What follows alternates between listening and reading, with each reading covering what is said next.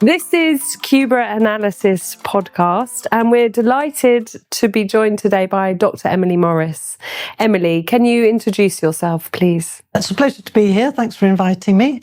My title at the moment is I'm an Honorary Senior Research Associate at the University College London's Institute of the Americas. And I'm also a director of a very small community interest company, which facilitates research collaboration between the UK and the Caribbean.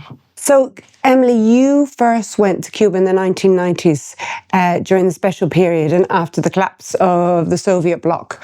Can you tell me why you went and, about your long, association with Cuba ever since? Yeah, well, the first time I went was actually because I was teaching development economics. And when I was teaching development economics, you look at the relationship between economic growth and social indicators and so on.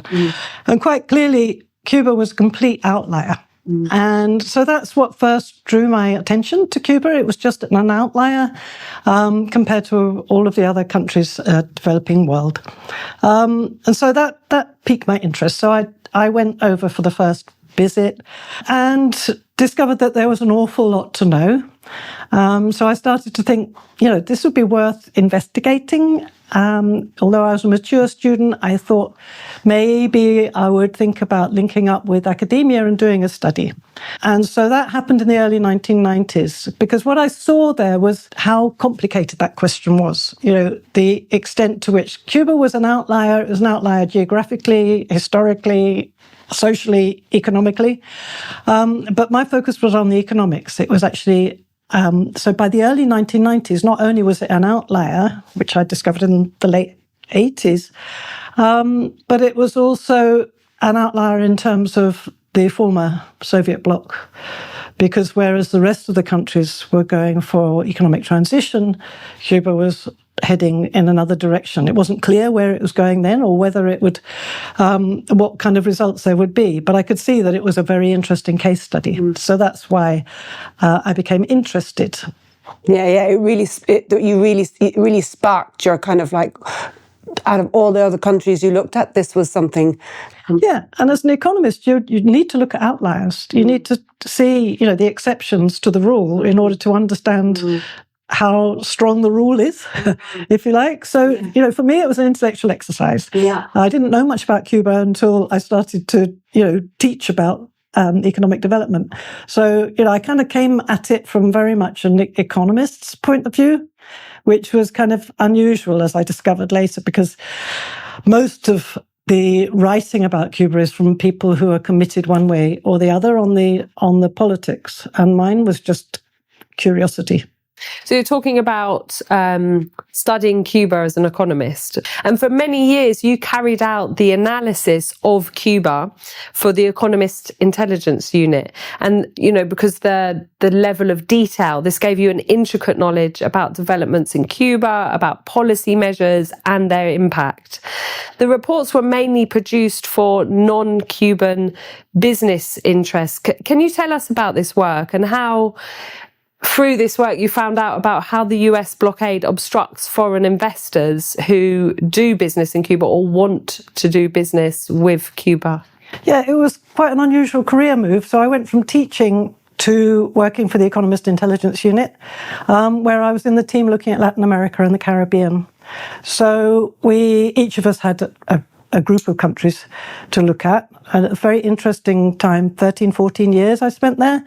And generally what we did is we circulated the countries between us. So I was given the Cuba portfolio, which actually meant that I was following it every quarter. We had to write a report about what had happened in the economy. And every year I was able to travel there. And with a press visa, because the Economist Intelligence Unit is a publication, I was actually able to talk to people who were making policy at the time. So I was following the data and I was talking to people who were making policy and I was making friends over there. And so I had a kind of snapshot over more than a decade of what was going on in Cuba from the early 90s until 2008. And so even before I started there, I was thinking that Cuba was an interesting place. By the time I'd done that, I realized I'd gathered really unique set of insights into how Cuba survived the special period. Because I started going there, when it was in the pits, and then it was gradually going up. Now, the Economist Intelligence Unit at the time used to run economist roundtables with the governments of different countries around the world. And at that time, because Cuba was opening up to foreign investment, it did several of those in Cuba. The first one was done before I arrived, but then while I was there, because I was on the Cuba desk, I was involved in organising those events. I believe the first one was in 1993 or 4. At that time, there was quite a lot of excitement about investing in Cuba. Cuba was opening up, lots of business people were going there.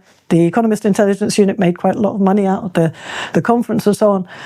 After Helms-Burton in 1996, you could feel the difference, because the Helms-Burton law was deliberately aimed at foreign investors and told them that if you were trafficking in properties which might have a claim on them, it was very ill-defined, but it was sufficient to deter people. And that was a really interesting moment. So there were two things going on. One of the reasons why people weren't interested in, or why it was difficult for foreign investors to get into Cuba, was because Cuba was different from the other places. It wasn't doing a transition. And there are a lot of people who had invested in Eastern Europe and the former Soviet Union who were expecting a very big return. And the Cubans weren't selling as cheaply. So the terms were not the same as it was in other places. So people would be put off by that. At one conference I went to, there was somebody who wanted to set up casinos in Cuba. And the Cubans very clearly said from the podium, we don't do casinos. So this man had wasted his money really in going to Cuba. So Cubans were actually setting limits on what people could do. But Helms-Burton, really, the Economist Roundtable conferences petered out after that, because it was there wasn't sufficient international interest in investing in Cuba. So even though the economy was growing and beginning to diversify and that there were opportunities, there weren't enough people to fill a room on investment in Cuba at that time.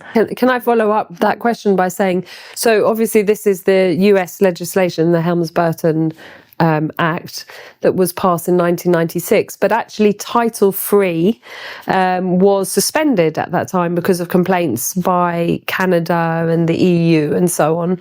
And they came to an agreement, which was that, the European Union would support the US politically within Europe, and the US would suspend Title III, which enabled US citizens, which extraordinarily includes Cubans who weren't citizens at the time of the nationalizations. They were Cubans and then claimed US citizenship. But it enabled them to take to court anyone who, and the word they use is trafficking, anyone who was trafficking in properties which they previously had an interest in. So that was suspended actually until 2019, when it was lifted under the Trump administration. So, can you tell us about how that hit Cuba so many decades, 2 decades later? 2 decades, well, yeah. So, even while it was suspended, it was still a deterrent. That's the interesting thing, because the US allies demanded that it would be suspended, but it still there was a cloud over investment, because in order to test it, you would have to spend an awful lot of money on legal support. And so, Cuba's not a very big market. And so if you're a multinational company, you're not going to be looking at Cuba if it involves that amount of uncertainty and cost. So there was a big deterrent before, but of course now it's the situation is far more extreme. So now still for investors, the reversal of the Obama opening, if you like, was really a lesson to people to a deterrent, a huge deterrent, because at the time, investors or cruise companies thought that they could operate in Cuba, and then afterwards you have a kind of retrospective attempt to prosecute those investors and those businesses that dealt with Cuba. And so that was kind of, now the situation now is much worse, even than it was then. For investors, I think we need to say, and maybe we'll come on to that as well, it's also for any company that's doing any transactions with Cuba, never mind investment, just simple trade, is also hampered by what we call over-compliance. And the over-compliance is by businesses, but it's particularly by banks. And so you have financial institutions will not actually process payments, which makes it incredibly difficult for Cuba to do international trade at the moment. Yeah, I was going to touch on that, actually. That was my next question. So, how do US sanctions, the US blockade, impact Cuba through international financial systems? And how have they found walkarounds, or have they, to cope with these obstacles? Yeah, that's an interesting question. Have they found workaround?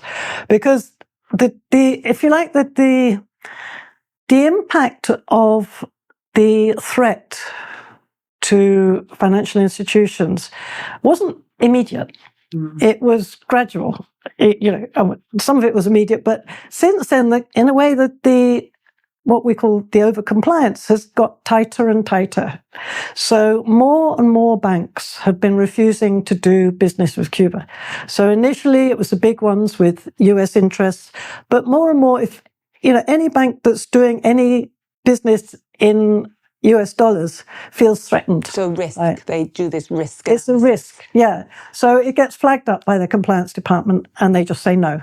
And again, it's because the market isn't big enough, and the costs and the uncertainty are too great to operate in Cuba. So in terms of working around it, how do you work around the fact that none of the banks will honor your payments? Well, and you're not just you're not just talking about US banks. You're talking about all banks. Yeah, so European banks. Absolutely. And actually, the UK was affected very strongly very early on because it got a very concentrated banking system. So there's only really 4 main banks, whereas in other countries in Europe they have more banks, and so they had it was possible to find your way around or to find a smaller bank, but gradually, and it's interesting because at the moment, in the past few years, there's been more and more efforts at anti-money laundering and anti-terrorism finance, which we all support, and it's a very good thing. But it does mean that their compliance departments are much more active. The computers, have developed to be able to trace transactions much more effectively. So what was a problem before is now an absolute barrier for most banks in Europe now. So in terms of working around it, I think for Cuba, it's been, I actually interviewed somebody in the Ministry of the Economy a couple of years ago, 3 years ago, and she just described having shipments being cancelled on their way to Cuba, so that the disruption as well as the prohibition, the blocking and then the disruption to supplies was something which is very difficult for people over here to understand, or people in other countries to understand, because, we do have a very liberal, very open international trade. We have, finance flows freely between countries. We don't understand what it must feel like to actually have your trade blocked or suspended, the ships being prosecuted. So ships which are insured through companies that have US interests are also finding that their insurance is cancelled, which is a complication which they didn't anticipate when they signed the contract for delivery from such and such a country with such and such a shipping company. And so it's the tightening has been particularly, obviously, from when Cuba was listed as a state sponsor of terrorism, the tightening in the following months was something which people couldn't even have predicted. I think, nobody quite anticipated how a heavily integrated global financial system would be affected in this way. So it's been extremely difficult for Cuba to get around it, which is why, and I think we could have predicted this, if you try to close off the Western financial system, Cuba will be forced to go further to its political allies or to allies which are prepared to take the risk and to have official backing, and that means China and Russia in particular. So what the US has effectively done is it's forced Cuba, absolutely forced it back into a closer economic and political relationship with the countries that the US sees as a threat, which must be, it's not what that was intended. What they intended was for the Cuban economy to be under such a strain that there would be political upheaval and so on, or regime change, as they say. But what they've actually done is they pushed Cuba back into where it was during the Cold War, in trading with the US rivals. And just to go back to your banks, I know in Ireland, actually, we only have 2 banks, and they're completely blocked. So, it differs actually in each country. So, like the situation in Cuba right now. So, can you summarize the current economic crisis in Cuba, and why has the inflation been so high if the government controls the price of goods and utilities? Why are Cubans facing such long daily blackouts? And why, and these are a lot of questions, why is there so much scarcity in food, fuel and medical supplies? Yeah, that's a big question. Yeah. I'm going to. I know. I think we have to take it from the COVID pandemic. So in the first year of the COVID pandemic, if you remember, is there were shutdowns all over the place. Cuba had a shutdown.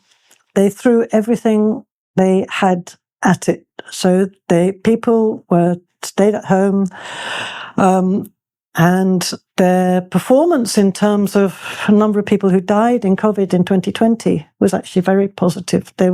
It was really quite impressive what they did during that year. So by the end of the year, they were feeling, in a way, a little bit pleased with themselves. November of that year, Biden got elected. And so they had been planning for a currency reform for many years, postponed it for many years. The conditions were never quite right. They were quite clear that they needed to do it. So they'd been planning it, and they decided to go ahead. And it would be introduced on January the 1st, 2021.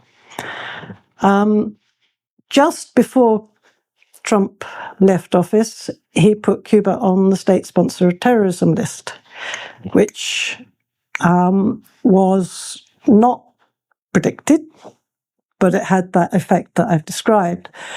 At the same time, a new variant of COVID arrived, and spread very fast in Cuba.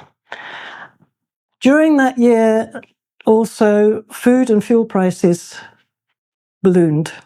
And food and fuel absorbs about half of Cuba's import capacity in terms of its foreign exchange. So there was no tourism. There was much more expensive imports. There was the state sponsor of terrorism. And then there was also the reform of the currency system. Now, the reform of the currency system was always going to be inflationary. Everybody knew that was going to be inflationary. And actually in December, they increased state salaries by around four times. So they were anticipating that prices would rise something like 3 or 4 times. But what happened when all of those things conspired together was that shortages intensified, which meant that prices rose of anything that was not controlled, any of the prices that weren't controlled by the state. So the state controlled the prices of basic goods and utilities, but to get anything else, you had to go into the private market or the informal market or black market to get them. And the prices there rose astronomically because there were so many shortages, because the imports weren't coming in, because the fuel prices, because the state lacked the capacity, because it had spent so much money in the previous year keeping everybody safe, to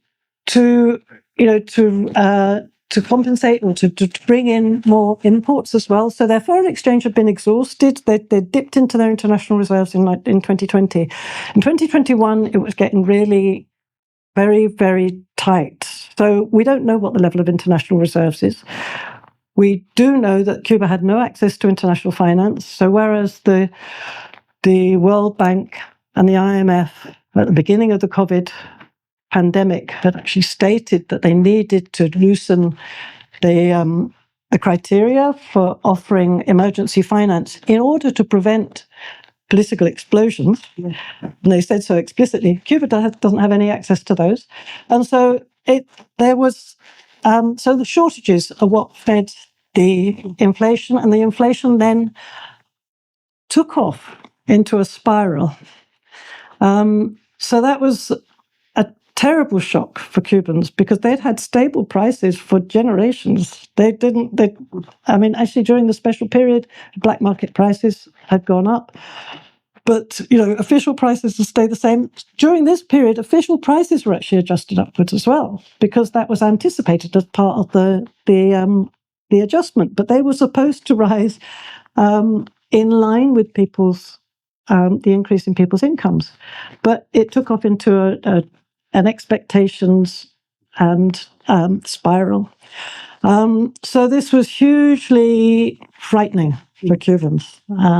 I think that you can actually say that. So the kind of combination of all of those things and the fact that Biden left the state sponsors of terrorism in place, which surprised everybody and nobody quite understands why that happened. It created this huge crisis. And you can see that in the middle of 2021, the fact that you had these kind of protests of desperation, people coming to the street, banging cans and so on, because they were so frustrated and they weren't used to their government, which has a commitment to providing all the basic needs and says that it will protect people, being unable to do what it had promised. So that was a terrible shock. By the end of 2021, the Cuban vaccine had been, was starting to be rolled out. The COVID problem was being kind of pushed back. But by that stage, they'd run out of money. The reserves were gone. And they had this terrible inflation. And inflation is fed by expectations. So unless you can tackle the expectations, you can't defeat inflation. And I think what maybe nobody was really prepared to explicitly acknowledge was that this is a real danger of hyperinflation. That's when it's completely gone out of control. And so I think the kind of commentary from economists was interesting because people would say, why don't they do this? Why don't they do that?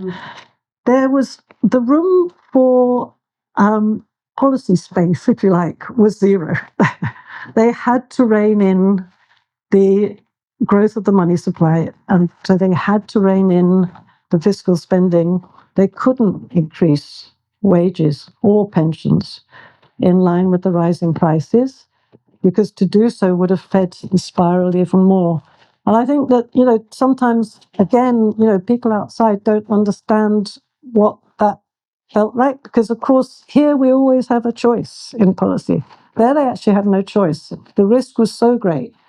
So that moment, the end of 2021, was a moment of acute peril for the Cuban economy, I think. So, but it was that combination of international crises, state-sponsored terrorism, meaning the ships not arriving, and the outbreak of COVID again, and the reform at the same time. So the timing of the reform was like as bad as it possibly could have been. But if you'd have said at the end of, when they made the decision, probably November 2020, that all of those things were going to happen, they took a risk and it didn't pay off. Just on from that as well, because on top of all that, and what the Cubans are suffering at the moment is fuel and blackouts. But like, that's not just fuel and blackout. That has a backstory as well of the ships and of the financial system. So could you kind of could you talk about that for a little bit? Yeah, well, there's 2-3 things explaining the blackouts. One is the decapitalization, or the running down of the power grid over many years. I mean, a lot of their machinery is very, very old. I did an interview with a foreign business person who was working in Cuba many years ago, and he said it's amazing. The Cubans are amazingly good at keeping old machinery running. So they were coming into Cuba expecting to have to invest in new machinery. They decided not to, because Cubans could keep these things running. So that was an investment decision from them. And the Cubans had got very good at keeping their old power stations running, but they were old and they needed spare parts. And they were coming to the end of their life. So even more than during the special period, this is 30 years later after the special period, those power stations were even older than they were before. So the power stations were running down. They needed spare parts. Cuba had very much difficulty in getting spare parts. And so why can't they get spare parts? Because of the whole problem with making payments and buying things and sourcing things, finding a supplier that will supply you. Because of US sanctions. Yeah, because of US sanctions, but also because they didn't have very much money. Yeah, so that's the other thing. So the lack of foreign exchange meant not only did they not have very much money to buy fuel, but also to buy spares. So the lack of foreign exchange, and then on top of that, the ships bringing oil, if they were insured in the United States, would cancel.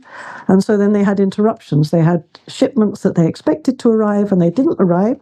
So then you'd have the supplies not arriving. Now, in contrast to the beginning of the special period, at that time, Cuba had been almost entirely dependent on Soviet fuel.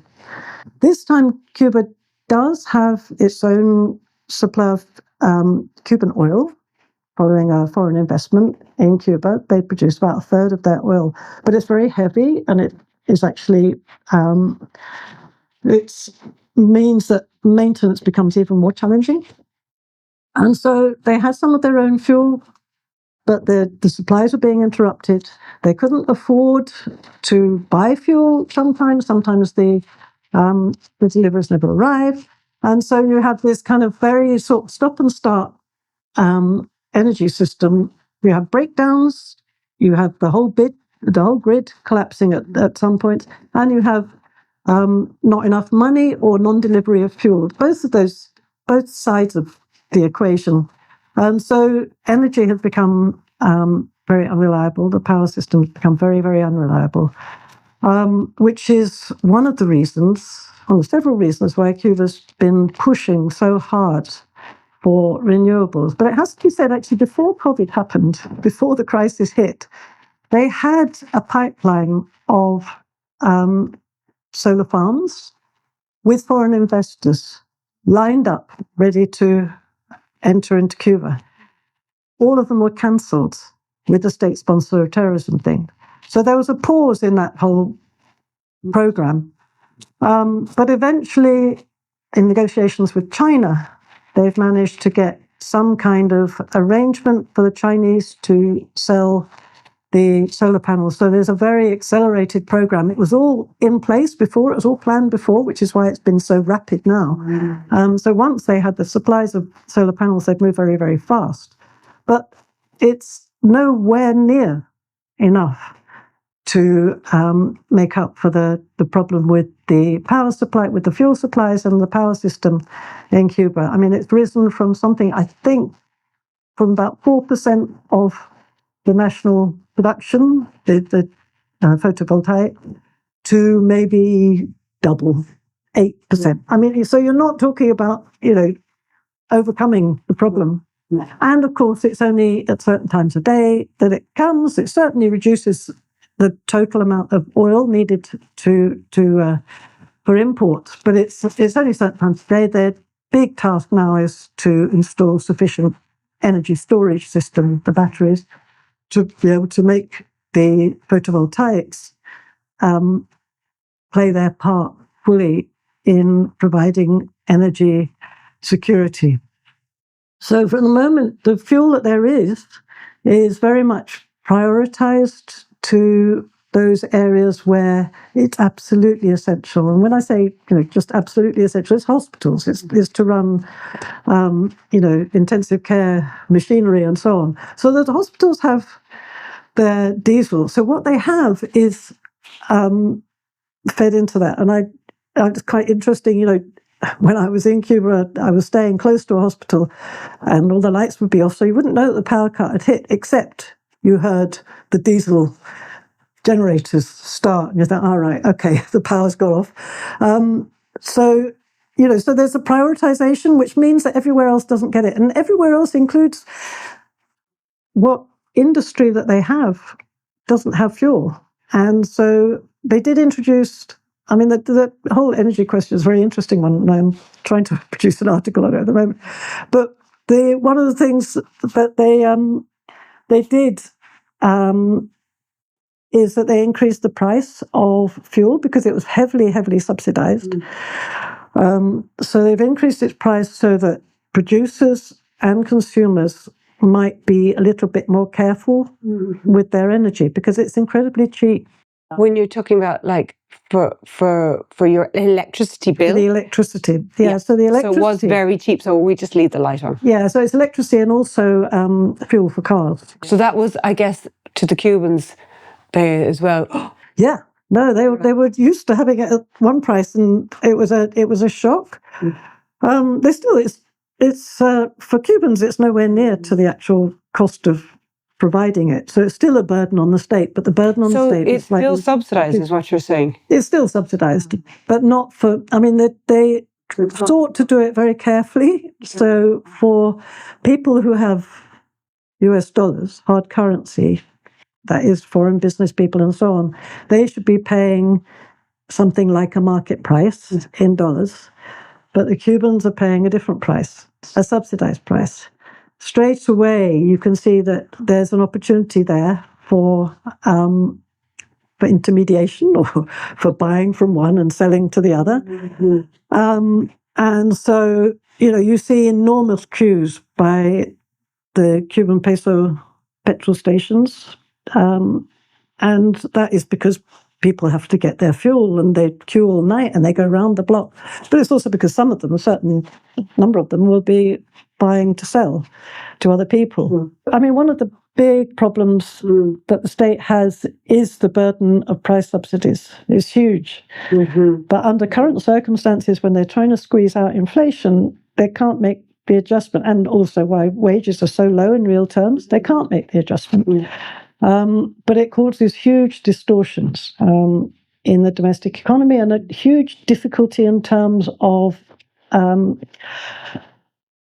integrating with the global economy, because the kind of set of prices in the domestic economy is very different from the set of prices outside. So if you are trying to export using subsidized prices domestically, then effectively it's the state is subsidizing your exports.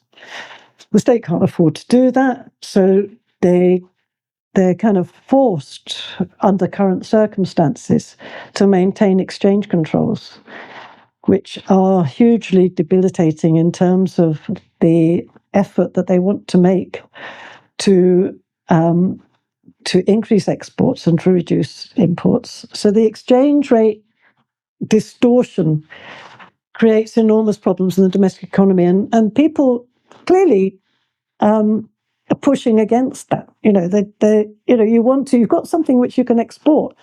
Why then they say, why then if I export and I earn dollars, can I not spend the dollars that I've earned from my exports? And the actual answer to that is quite complicated, and it's to do with the fact that effectively your exports are being subsidized by the state, and they can't afford not to allow you full access to the dollars, which you can convert at the informal rate in order to enjoy an enormous subsidy effectively from the Cuban state. So this kind of price roundabout creates not only distortions, but also kind of perceptions that of the arbitrariness of the currency, the exchange control system.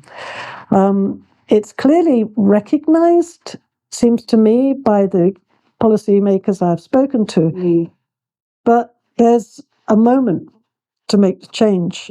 And having been very badly bitten by the last time they tried to do a currency reform, they could say that they're risk averse at the moment.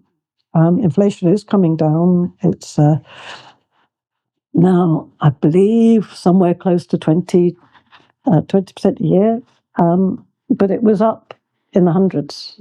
So it's come down, it's calmer, but it's still a high rate of inflation. And so until there's kind of stability, they feel that they can't make the next move. There's a lot of debate to be had about that, but it's a difficult one. It's not a problem with a simple solution. As a development economist and economic analyst, you use various sources of data and statistics, including data from Cuba. Obviously, for the Economist Intelligence Unit, you also produce your own figures.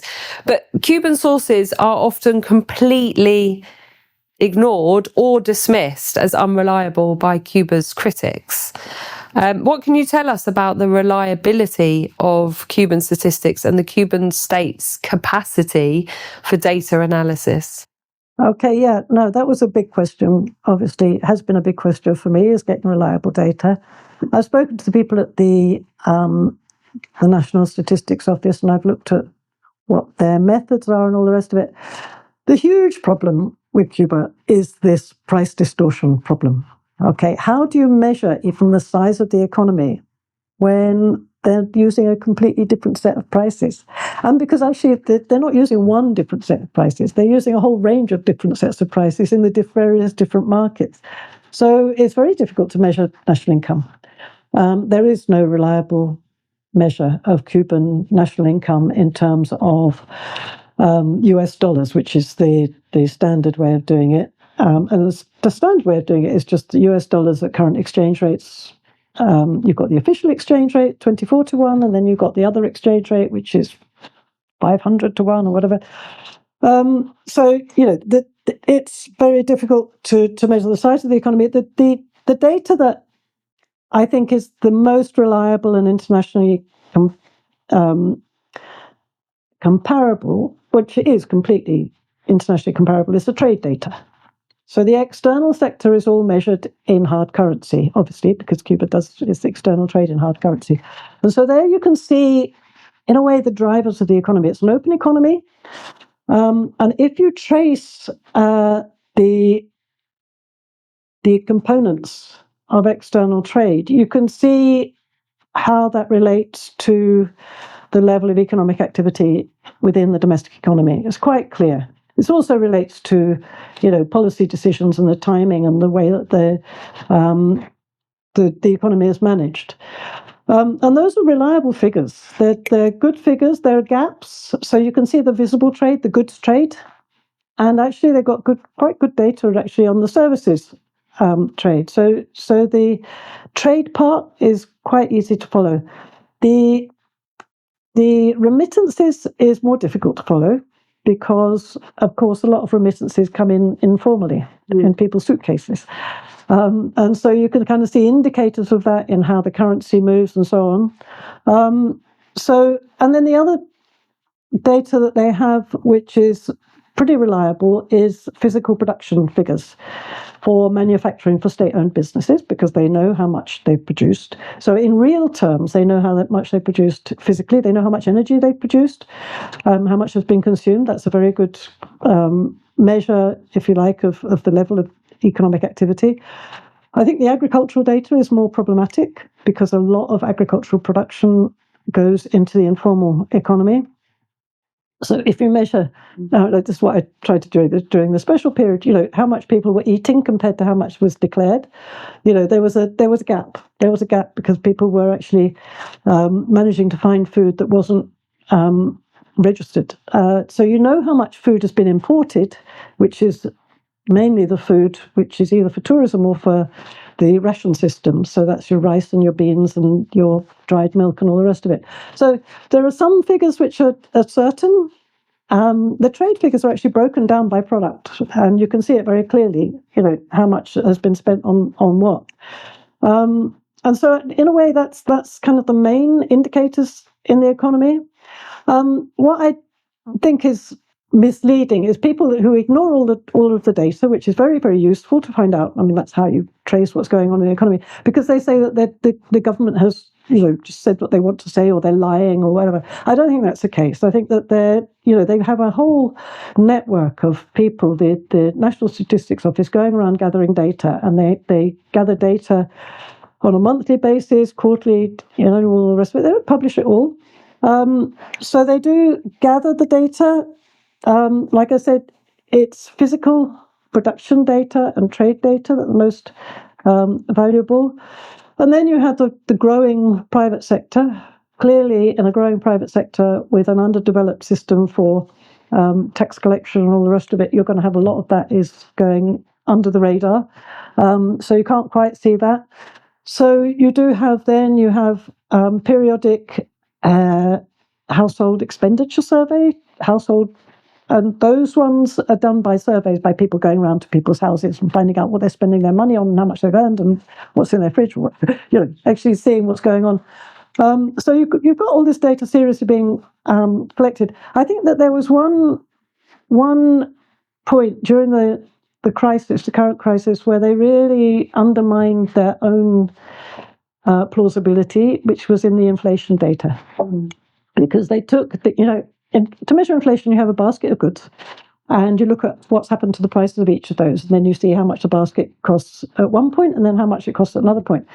If you don't change the basket of goods, then you're not capturing actually what people are doing, because once the price of something goes up a lot, then when it becomes unavailable, you'll shift to another market. And in Cuba, there are lots of different markets. There's the informal market, the black markets, the formal sector markets, and so on.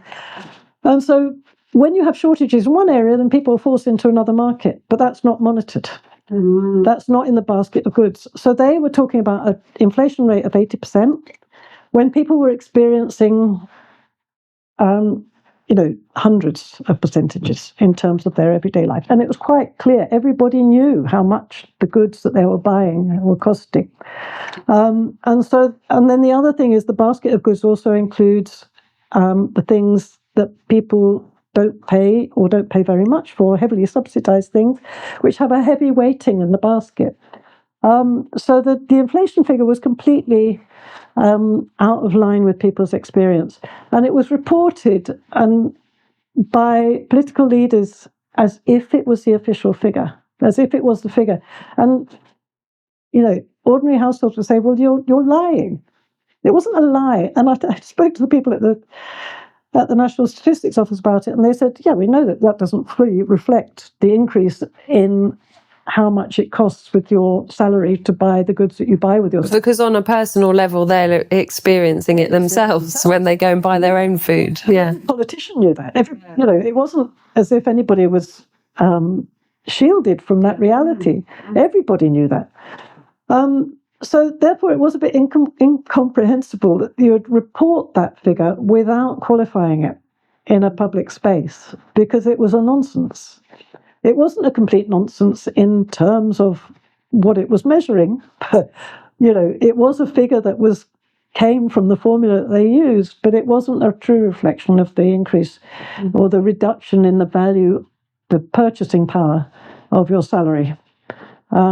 And there, I think they really undermined their own plausibility in that way. So it wasn't the fault of the people collecting the data so much as the people using the data or reporting what was going on. Emily, I'm really interested to hear about your Renewable energy project in Havana. What's the goal? And what are the obstacles, and what have you already achieved? So what we do is we work with scientists in the UK and actually in Europe as well in this particular case, and in Cuba to look at how they can do sustainable development, what possibilities there are. One of the projects is a couple of projects relate to renewable energy. One of them is battery investigation. Cuba has nickel production, and it seems the people at the University of Havana are looking at the chemicals in batteries and how they can use their home-produced chemicals for batteries. And they've found some very interesting things about the either by dosing their chemicals, by interfering with the chemical composition, or actually from using their own materials. There's two separate research areas. They could enhance the performance of batteries. So that's really interesting area that we're looking at. And so UCL has partnered with people at the University of Havana to share access to laboratories and so on to work on that thing. It's very early stage. It's not yet at the stage where they can actually produce batteries. They will need international partners because they don't have the money to invest and so on. So that's a very early thing. Another one is the landfill sites in Havana. The two largest landfill sites in Havana have been going for a long time, and they're heavily polluting. Yeah. And in landfill sites, you have the emission of methane, which is a very powerful greenhouse gas. So we facilitated the participation of a foundation, a charitable foundation in Europe, who've sent their experts over to Cuba to look at what you can do with the methane.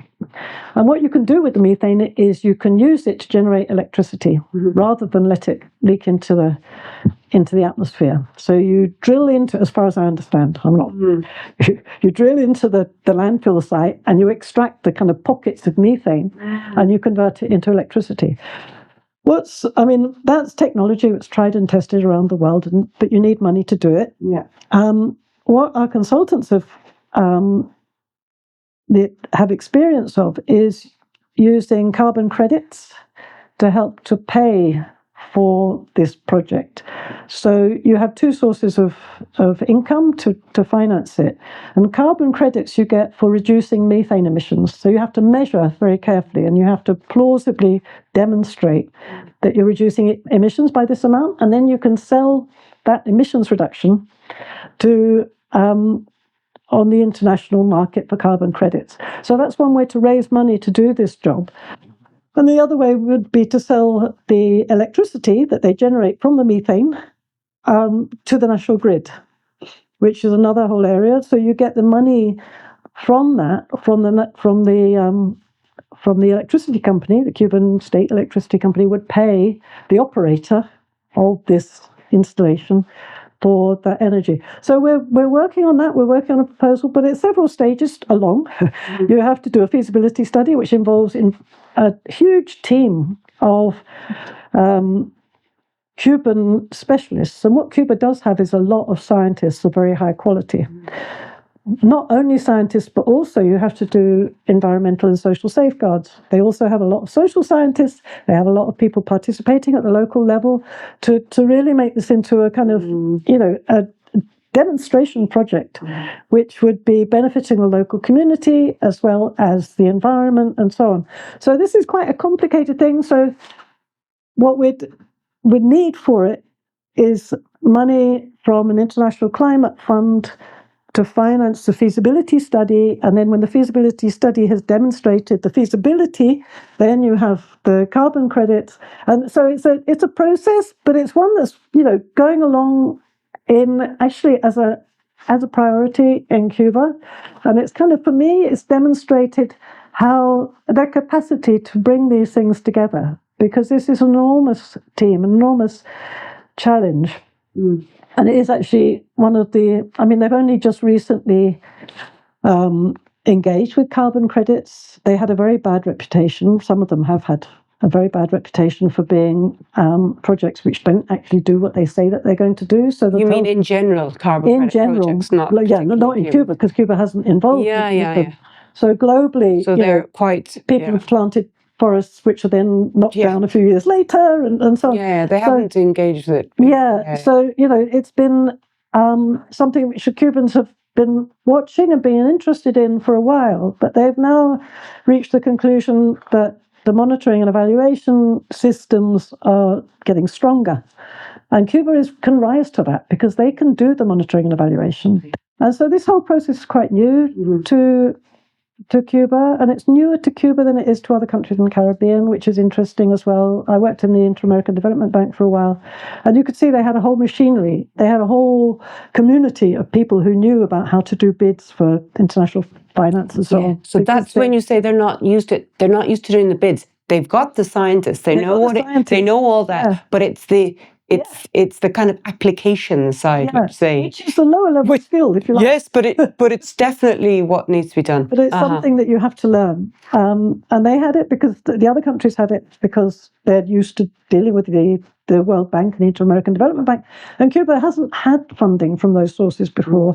So it doesn't kind of have the infrastructure for doing it. But they've been setting it up at pace, as they say, over the last few years. And they're getting to the point where they have the potential to do some interesting projects. The projects that you're talking about, I assume that they're being run through CRICKET, which is the Caribbean Research and Innovation Knowledge Exchange and Transfer Fund. Is that right, that you set up in 2021? So we had a question about the objectives and what's been achieved.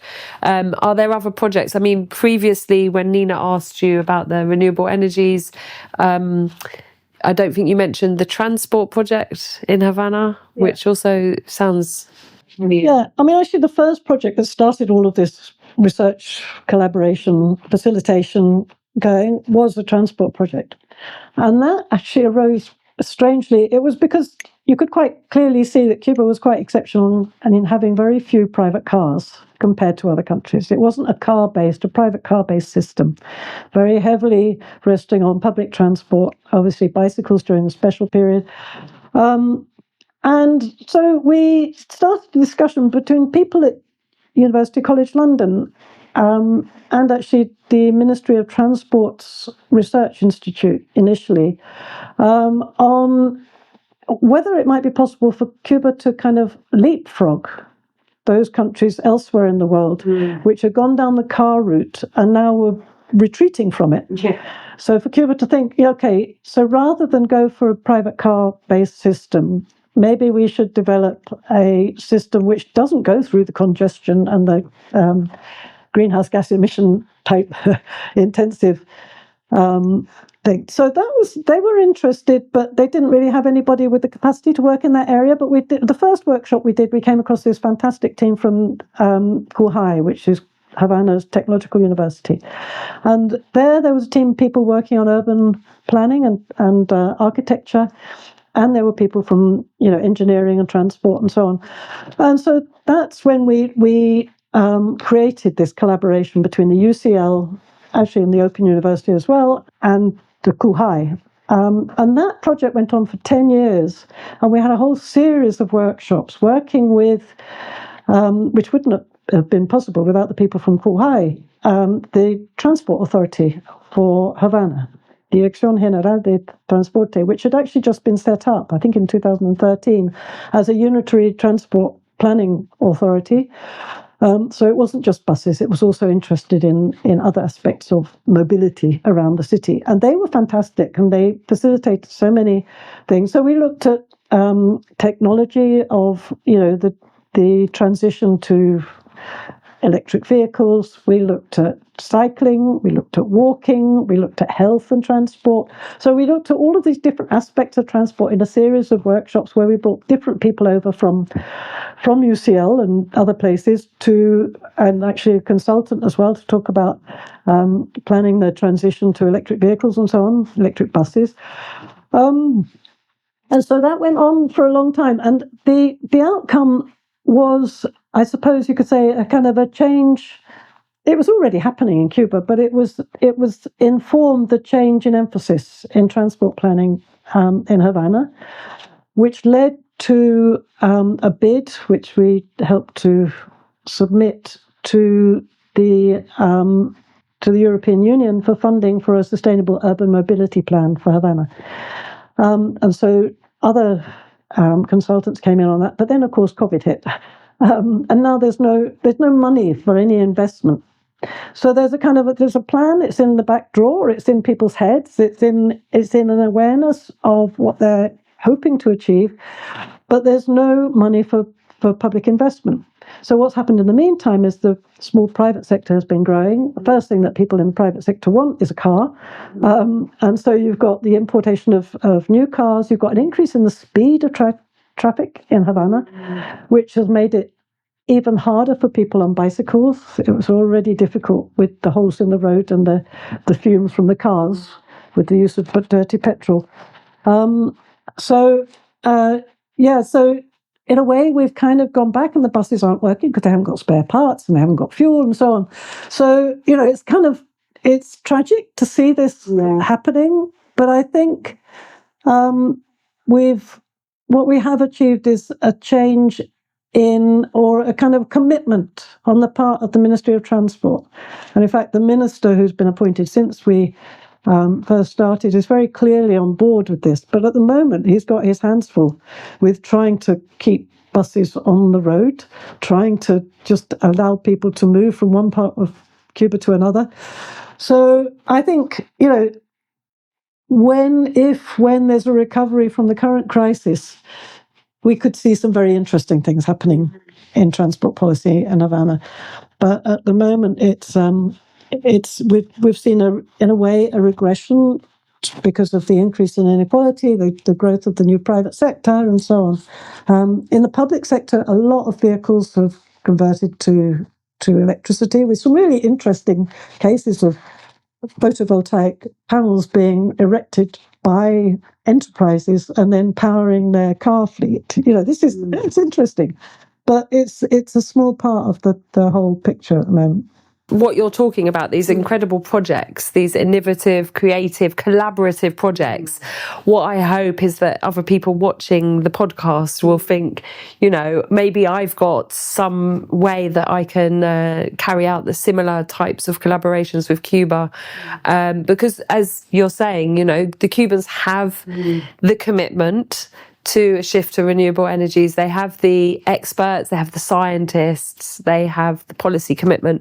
What they need is the technology and the finance, which obviously their access is obstructed by the US blockade. So it's really great to hear these projects. I mean, you're one person or a small team who's been able to make quite a big impact. Obviously, we hope that the transport project can see its full potential. But yeah, that's just one thing I wanted to point out. Is there anything you'd like to add? Just picking up on your point about the innovation. At the moment, I think the creation of our tiny little community interest company has been, the timing's been really fortuitous in a way. Obviously we're hitting a crisis, there's no public investment and all the rest of it.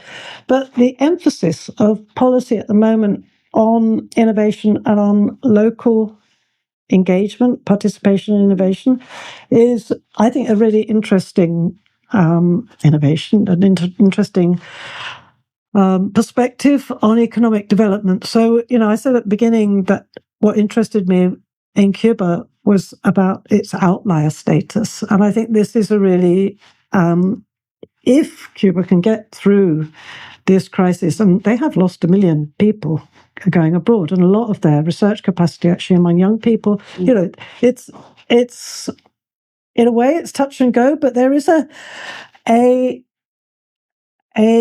kind of a stock of innovators in the country and a commitment to locally driven development and sustainable development. The commitment on climate change, adaptation and mitigation is very strong. So what you have the potential for is, a real case study in how to do development from below.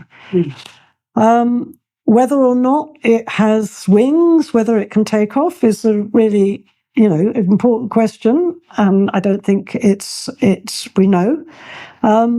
But we find that the interest in collaboration, international collaboration, is very, very strong. Mm-hmm. They want to work with foreigners, not just for the access to laboratories or the potential investment, but also just to share knowledge, to exchange, to engage with scientists from abroad. And when I say scientists, I mean scientists, natural scientists in biotechnology, in material sciences, and so on, and also social scientists to explore how to engage the knowledge economy with economic development for economic growth, but also for sustainability and for social development. And that approach is, we all know that that's a good thing. Yeah. But from the fact that they don't have easy access, practically no access to international finance, they're forced into pursuing an alternative route, which I think is going to be a fascinating thing for me as an outsider to study. Mm-hmm. But it does make me feel, I suppose, hugely privileged, because the people I'm working with are suffering enormously with the loss of their colleagues who are going abroad, as well as with power cuts, transport problems, communication problems, everything they try to do. Even when we try to find partners, the sanctions bite in every area, including trying to find academics who will travel to Cuba when it means that they won't be able to get the ESTA visa waiver. Small things like that. Trying to get equipment donated, sent to Cuba is very difficult because their trade between the UK and Cuba is negligible. So therefore you have to find another way around, find shipping. So it's enormous challenges, but also enormous demand from the Cuban side for the work that we're doing. So it's kind of rewarding from that point of view. I think that's a feeling we all share, that it's been a real privilege to learn about Cuba, to engage with Cubans, to really sort of dig into their alternative development models, and a call to arms for our listeners that, don't just sit and listen, think about ways that you could carry out projects with Cuba, because the Cubans are waiting for you.